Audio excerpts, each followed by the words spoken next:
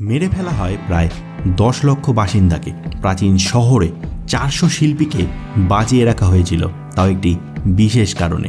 কারণটি কি জানতে হলে ভিডিওটি পুরো দেখবেন, কোনো রকমের কাটাছেঁড়া না করে, এবং চ্যানেলটিকে যারা এখনও সাবস্ক্রাইব করেননি সাবস্ক্রাইব করে দিন, এবং ভিডিওর শেষে অবশ্যই জানাবেন কমেন্ট করে এরকমের ভিডিও দেখতে আপনাদের কেমন লাগে।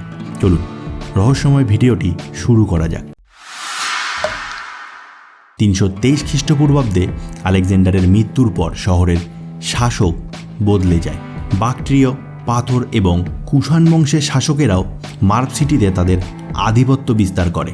একের পর এক সাম্রাজ্যের প্রভাব পড়েছিল এই শহরে। তুর্কমেনিস্তানের মেরি শহর থেকে প্রায় 40 কিলোমিটার দূরে অবস্থিত মার্ভ সিটি ধীরে ধীরে হয়ে উঠেছিল মুসলিম সংস্কৃতির প্রাণকেন্দ্র।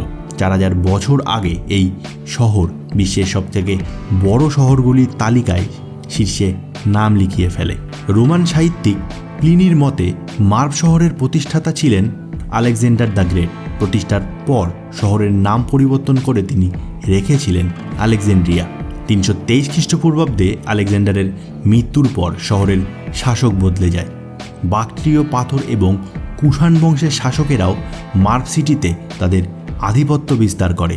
দুর্গের পাশাপাশি মার্ভ সিটিতে গড়ে ওঠে বৌদ্ধ মঠ এবং মন্দির। দ্বাদশ থেকে ত্রয়োদশ শতকের মধ্যে বিশ্বের সবথেকে বড় শহরে পরিণত হয় মার্ভ সিটি। সেই সময় শহরের মোট জনসংখ্যা ছিল 5 লক্ষ।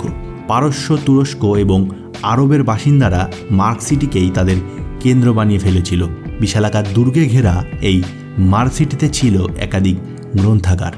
দেশ বিদেশ থেকে বহু জ্ঞান পিপাসুরা এই মার্ভ সিটিতে আসতেন। জীবনযাপনের সুবিধার্থে সেখানে জনসংখ্যা ক্রমাগত বৃদ্ধি পাচ্ছিল। এই সময় মার্ভ সিটির উপর নজর পড়ে মুঘলদের। মোগল শাসক চেঙ্গিস খানের চতুর্থ পুত্র তলুই খান পৌঁছায় মার্ভ সিটিতে।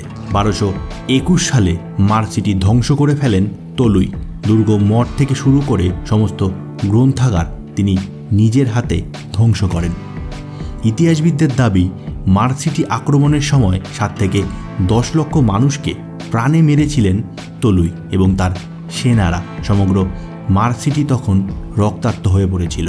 তবে তলুই রেহাই দিয়েছিলেন কয়েকজন শিল্পীকে। ইতিহাসবিদরা দাবি করেন মার্ভ সিটিতে প্রায় 400 জন শিল্পীকে বন্দি বানিয়েছিলেন তলুই। এমনকি তলুই এমন নির্দেশও দিয়েছিলেন যে ওই 400 জন বন্দি শিল্পীকে ছাড়া মার্ভ সিটিতে কোনো অধিবাসী যেন বেঁচে না থাকে, সঙ্গে সঙ্গেই মেরে ফেলা হোক। প্রশাসনিক ক্ষেত্রে একসময় কেন্দ্র থাকা মার্ভ সিটি মুঘলদের আক্রমণের পর ধ্বংসস্তূপে পরিণত হয়। হাজার হাজার বছর পর তুরস্কের সরকারের নজর পড়ে ধ্বংসস্তূপের উপর। 1999 সালের প্রাচীন মার্ভ সিটিকে ইউনেস্কোর তরফ থেকে ওয়ার্ল্ড হেরিটেজ সাইটের তকমা দেওয়া হয়। বর্তমানে প্রত্নতাত্ত্বিক স্থানে পরিণত হয়েছে এই বিখ্যাত মার্ভ সিটি। তুর্কমেনিস্তানের মেরি শহর থেকে মার্ভ সিটি পৌঁছাতে 1 ঘন্টা সময় লাগে, যেখানে জনসাধারণের জন্য বিশেষ পরিবহন ব্যবস্থাও নেই। বন্ধুরা, আজকের ভিডিওটি কেমন লাগলো অবশ্যই কমেন্ট করে জানাবেন এবং সঙ্গে সঙ্গে চ্যানেলটিকে সাবস্ক্রাইব করে দেবেন।